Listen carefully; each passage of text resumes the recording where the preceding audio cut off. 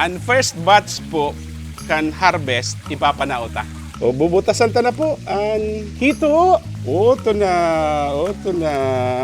Dahil kamo mga tilapyang buhi, ang kaibanan nindo taga-buhi man. Kaya welcome home sa buhi. Pupunan ta na po formally ang aquaculture farming sa Tuya pong farm.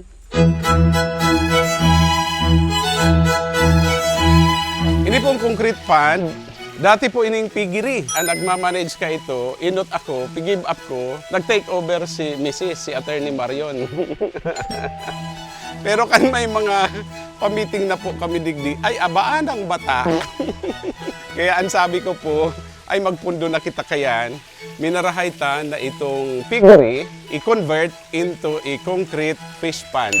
Igawa kitang saro, 2, 3, 4, 5, 7 na concrete pond. Ining duwang pong ini, ang pagkadakula ka ini, 3.5 to 4.5 meters. Iyo man po ito. Ang digdi, 3 meters by 4.5, duwa man po siya.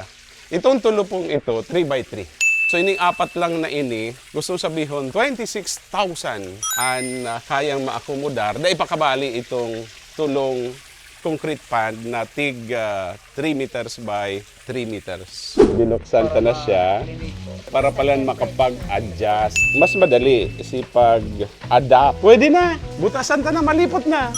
O bubutasan ta na po ang hito. Iyon na ini si magiging istaran niya hanggang magdakula siya. Ayos, yan. Oto na, oto na. Huwag gayon nun. Nagigirumduman ko kay ito kan sadit pa ako. May fish pond ako sa uma. Pero si laog kan fish pond, tilapia. Ipapanaota po ang first batch kan magiging harvesta sa tilapia, siringman po duman sa hito. Pero ang mayor na katuyuhan ta po, iyon na mag-encourage sa iba na laugon po ang aquaculture farming. So, may nabutasan na po kita na 400, hindi po pang 600. Ma'am Rosalie can Bifar. Iuman si Francis, o to si Francis, na sa Tuya pong pinapasalamatan dahil sa paggiya po sa Satuya.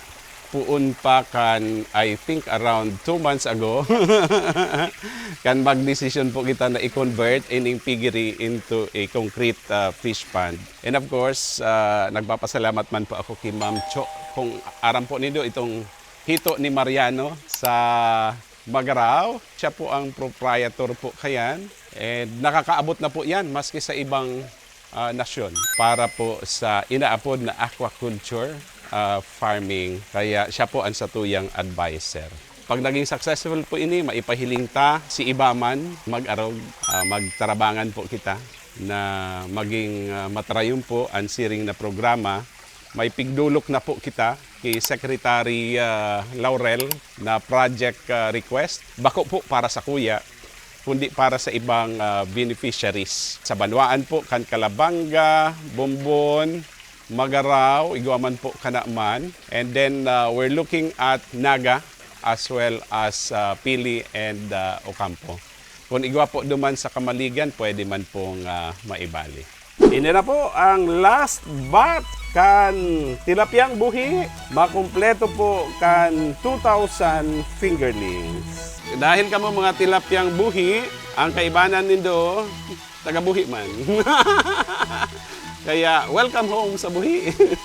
Digdi sa Naga.